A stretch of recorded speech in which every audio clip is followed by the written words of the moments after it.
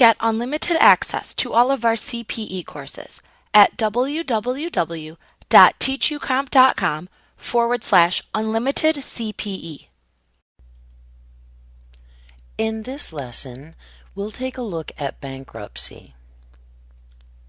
Any debt canceled from a Title 11 bankruptcy case is not included in an individual's income as long as the debtor is under the jurisdiction of the court and the debt cancellation is granted by the court.